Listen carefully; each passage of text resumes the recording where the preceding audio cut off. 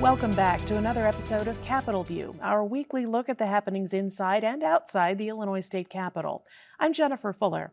Our guests this week are Peter Hancock with Capitol News Illinois and Ken Redfield, an emeritus political science professor from the University of Illinois Springfield. Gentlemen, thanks for your time. Good to be here. Let's get started with perhaps a big move of sorts. Republican gubernatorial candidate Darren Bailey announced this week that he has moved to the city of Chicago, rented an apartment in what was once the Hancock Building downtown. A lot of people are looking at that and wondering why. He says he wants to immerse himself in the culture and the happenings in the state's largest city. Peter, how's that playing across the state? Is it a stunt, or do people see it as a genuine move? Well, it's kind of confusing. I mean, he spent a lot of time on the campaign trail really criticizing the city of Chicago, calling it a corrupt, crime-ridden hellhole. And so he decides that he wants to immerse himself in the culture and see what it feels like to be a Chicagoan. And he moves into the poshest, ritziest apartment building you could possibly find. I mean, I've joked on Twitter that even I can't afford to stay in the Hancock Tower, and I'm practically family. But I mean, suffice it to say, his apartment there is probably never going to get broken into, and his car is never going to get stolen. So, Chicago's a big city. There are a lot of other places he could have chosen to hang out, but this is the one he chose. And so I think a lot of people are just kind of scratching their heads about it. Kent, politics can be somewhat like real estate. It's all about location, location, location. You know, there's been this criticism when politicians live in Chicago and they don't move to the governor's mansion, for example. Now there's criticism that perhaps a gubernatorial candidate doesn't know enough about Chicago. Is there a balance here, or should it matter where you're from or where you live? Well, location is a way of signaling empathy or understanding. And so people want their leaders to understand them, to care about them. And so this is one way of signaling that. I mean, obviously, Bailey has an identity that is very southern, rural Illinois. And in a general election, you've got to expand your electorate. And so, whether this is the most effective way to deal with that problem, I think is certainly it's up for debate. But it is, he is doing, that's what he's trying to achieve. Now, the other thing that's going on is that in relative terms, he does not have a lot of money.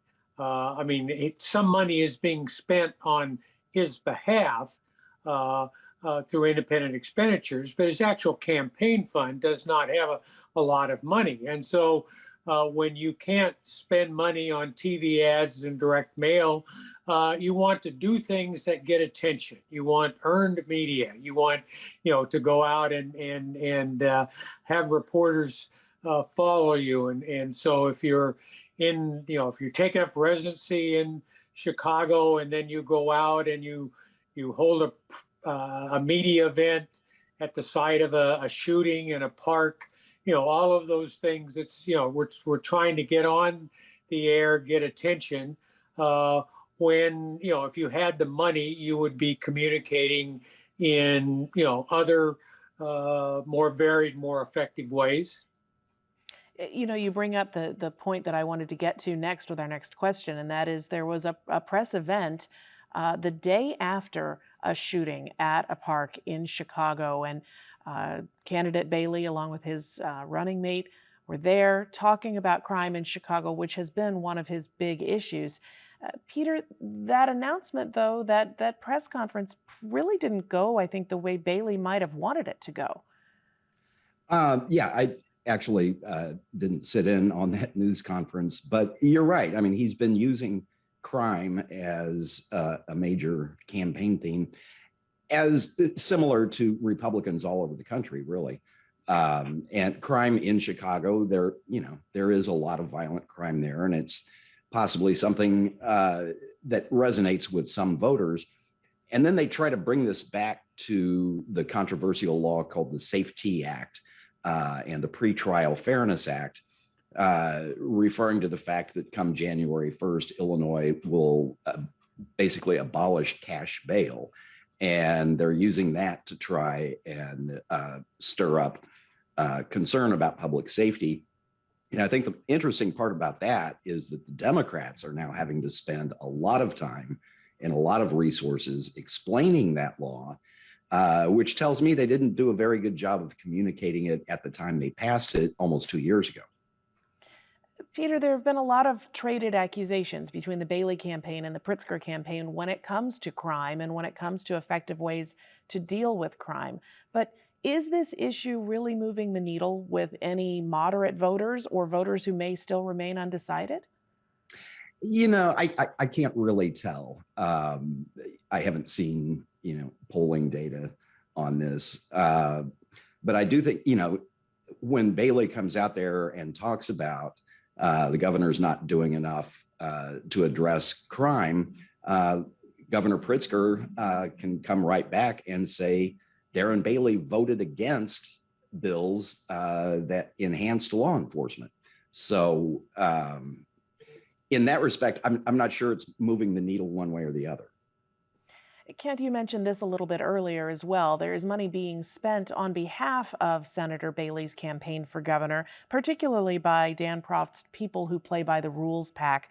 There was an ad out this week that used surveillance video of a woman being attacked. It's a very powerful set of images and can be difficult for some people to watch. It was roundly criticized by Democrats who said that it was in ways racist and that it really got to a level that didn't need to be exploited, I think is some of the words that they were using. How is this ad playing out? Darren Bailey says, hey, this isn't my ad. Yeah, this is, the current world we live in terms of regulating, political campaigns and campaign expenditures. The committee is an independent expenditure committee. As long as they do not coordinate with the Bailey campaign, then they can accept unlimited contributions and they can make, you can always make unlimited expenditures. So they have to report these things. And so you have plausible deniability in terms of saying, I didn't have anything to do with it. Now, the reality is that there's implicit coordination. I mean, when Bailey says, crime is the major issue, and the Independent Expenditure Committee puts out an ad on crime, they're essentially following the lead that is in the candidate's campaign. And there's campaigns will put out visuals and footage, and they'll put it on their website. B-roll would be a term that's often used, and then but it's on the public airways. The independent expenditure committees pick those visual images up and then put them in their commercials. And so, there's a lot of wink and nod in terms of this, but clearly, there certainly are cases where someone will come in and do an ad that you really wish they hadn't done. Or in the primary, we saw the Pritzker campaign doing ads attacking Bailey, but attacking him on being too conservative, hoping to help Bailey get more support so that the Republicans would nominate a more moderate candidate. So, there's just a lot of back things that, make it hard for voters to sort out exactly, who's speaking for whom, what's the intent behind it. And so you've got, $20 million in people who play by the rules. That's not nearly as much money as Pritzker is going to spend, but Bailey will be on TV, or at least themes that would help Bailey's campaign are going to be on TV. And so, Yeah, the ad itself, again, when there's no, there's no restraint. I mean, Bailey could not stop that commercial if he wanted to. And so when you get people with strong opinions and lots of money and essentially, no restraint, you get a much coarser kind of political debate, which is, that's a trademark of what we've been seeing in the last, 3 or 4 cycles of much, it's you throw red meat out there and you really don't, there's no way to hold people accountable for that. Does this prompt in any way talk of campaign finance reform? There's always talk of campaign finance reform, of course, but since Citizens United, we've seen a lot more of this, political spending on behalf of a candidate rather than from the actual campaign. Is there any thought that that could be reined in? Well, you can do things that will rein in the money, but once you have the resources, however you acquired them, then it is a matter of free speech. And, the Supreme Court has been very consistent that, political speech is free speech. And so there really is not anything that you can do in terms of restraining people from spending resources that they have acquired, however they have acquired them. Peter, let's change gears if we can just a little bit. And we've seen quite an influx over the last couple of weeks of asylum seekers being put on buses and sent to Chicago. And Governor J.B. Pritzker announced this week a state of emergency. He's asking for the help from the Illinois National Guard to try and help provide services for these asylum seekers as the government tries to figure out what to do with people seeking asylum here in the United States. How is this evolving, and what are you seeing in your reporting? Well, I think this is unprecedented. Governor Abbott in Texas has just unilaterally decided that these people who are arriving in Texas across the southern border can be shipped to other places in the country. And he does it without giving the receiving city any kind of advance notice. When officials in Chicago try to call the Texas agencies that are doing this, they get no response. We just heard Thursday morning that there was another group that was flown from Texas to Florida. And then the governor of Florida flew them up to Martha's Vineyard in Massachusetts. And these people, they had just arrived in the country, and all of a sudden they're being whisked off to places that they're completely unfamiliar with. Some of them may have connections in places like Chicago or New York or Washington, D.C.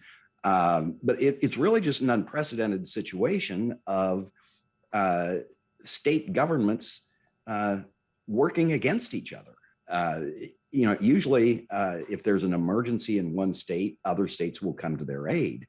And I'm not going to sit here and say that Texas isn't facing, a significant strain with all of these asylum seekers coming across the border and winding up in small border towns that aren't equipped to handle them.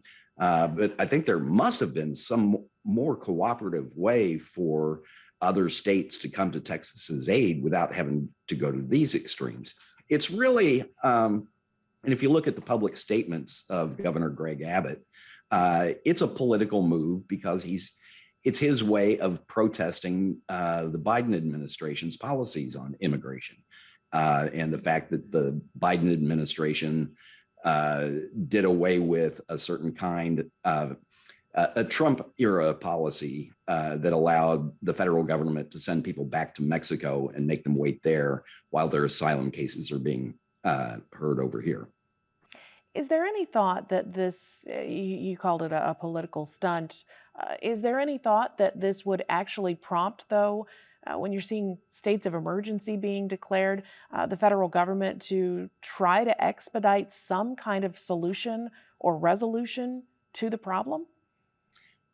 Well, ultimately, this is the federal government's problem. I mean, the fact that it takes so long to process asylum requests and other kinds of immigration requests.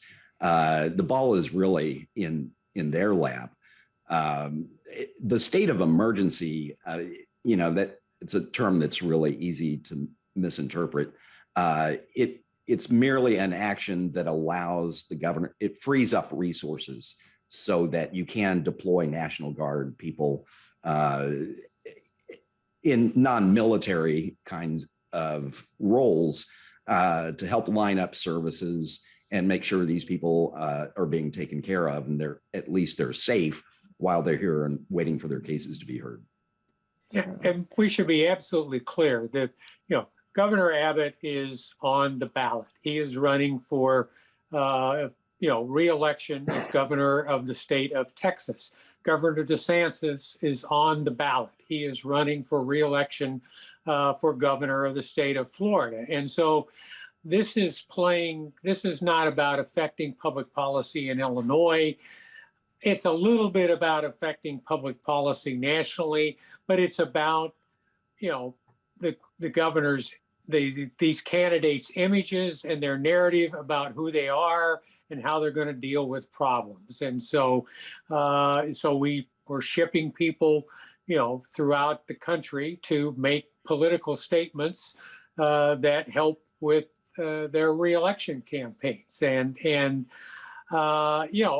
It's certainly a national failure for us to deal with our immigration law, and we need serious immigration reform that deals at a number of different levels. But this is not advancing that. This is about political futures and political ambitions in terms of the two most visible actors, the governor of Texas and the governor of Florida. Let's take another look at the political future when it comes to the Supreme Court of the state of Illinois.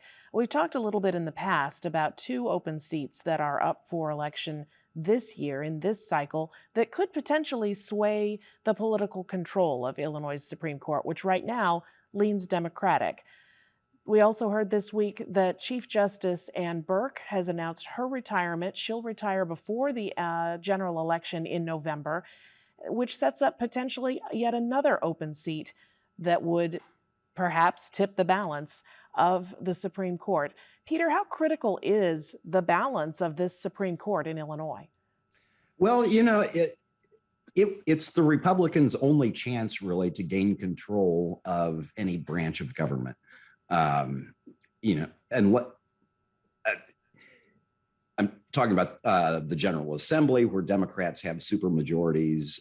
Currently, the executive branch is controlled entirely by Democrats from the governor on down. But the Supreme Court is split 4-3 in favor of Democrats. So if they can flip one of those seats, Republicans conceivably could take control of the Supreme Court. And there they would have a lot of influence over state policy. So these 2 races that are on the ballot for this election are certainly being very closely watched. And then you mentioned Chief Justice Burke, who announced that she's stepping down just ahead of her husband, Chicago City Alderman Ed Burke, will soon be going on trial for corruption charges. That's been an uncomfortable situation for a long time. But I think the biggest reaction I'm hearing is the fact that so many members of the Supreme Court got there by means of appointment rather than election. When the people of Illinois ratified this Constitution in 1970, it provided for an elected Supreme Court and elected judiciary, which would seem to indicate that the people of Illinois wanted an elected judiciary. But in most cases, they're not really elected. They get appointed by the other members of the Supreme Court. And then the next general election around, they get to run as an incumbent. So I think you're seeing a lot more attention paid to that aspect of it. And maybe the fact that, we elect Supreme Court justices to 10-year terms, maybe 10 years is a little too long, because it seems like, a lot of people aren't able to fill out the full 10-year term that they were last elected to.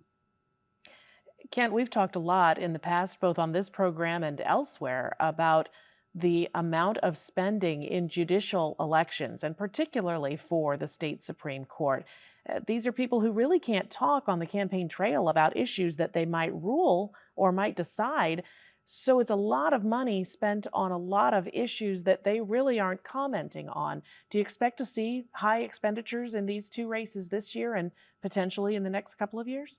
Yeah, absolutely. I mean, one of the open seats is a result of Justice Kilbride not winning retention. First time we've ever failed to retain a Supreme Court judge. You get elected to a 10-year term. After that 10-year term is up, you can run for retention. You need 60% in order to be retained, but you have no opponent. This was a $5 million, a $9 million race for just a retention. And now we've got two open seats in two competitive districts. We're already seeing a lot of fundraising and a lot of endorsements. And that's the other part of this is people are perceived not only as Democrat and Republican judges, but they're also perceived as being, socially conservative judges, liberal judges. We've got endorsements from the Illinois Education Association or labor unions or pro-choice groups. I mean, and so when you get to court and you lose and you're, a business and you see your judge, the court is is electing, been elected by labor unions, then you start to talk about, well, was this a fair fight? And so, you get some real problems with the public perception about exactly what's going on. Are judges representing the law, or are they representing their campaign supporters? Sure. Probably one last topic that we can get to in this week's show goes back to something we talked about a little bit earlier, and that was the Safety Act, which changes a lot of rules and regulations when it comes to the criminal code in Illinois. Peter, there's still a veto session. There's still a lame duck session before the people who are running for election and re-election this year will take office in January. Do you see any wiggle room for some modifications to that law or perhaps new legislation? Yes, I do. And it's very convenient that the veto session will take place after the November general election. So lawmakers will have the ability to come in and do some fixes to the bill without ever having to admit on the campaign trail that the bill needs to be fixed. But there are some problems with the bill, some inconsistencies, some internal contradictions that lawyers have told us about that really do need to be addressed. And I think lawmakers are willing to address it. They just don't want to talk about the fact that there are problems with the bill as long as they're up for re-election. And this is a big issue. And of course, it's not unusual to pass a large piece of legislation and then have to come back and make some modifications to that. Kent, we talked earlier in the year about the potential for a special session to address whether it was reproductive health rights, perhaps gun legislation, things like that. That has all kind of fizzled. Do you think that we'll see any movement in November? It's part of that is going to depend on the election. And so, if you get a signal one way or another that it's, full steam ahead with the Democrat, control of state government, you might get some attempts to find, democratic consensus on guns or reproductive rights. If the election doesn't go the way the Democrats expect it to go, then they might be reluctant to do something. But then, we also have a history of, passing things where the majority, the critical votes are supplied by people who are walking out the door. And so, if you can get somebody who's not going to be on the ballot 2 years from now to help you move legislation, that's one less tough vote that the new members have to make. So it's always an interesting dynamic as people try to figure out, what the election means and how can we use it to our advantage going forward. Already looking past an election that hasn't even happened yet, in just a minute or so that we have remaining, Peter, do you see any other issues that may be a part of a veto session or that lame duck session in early January? Well, we still have the issue of how the state is going to respond to the U.S. Supreme Court's Dobbs decision overturning Roe versus Wade.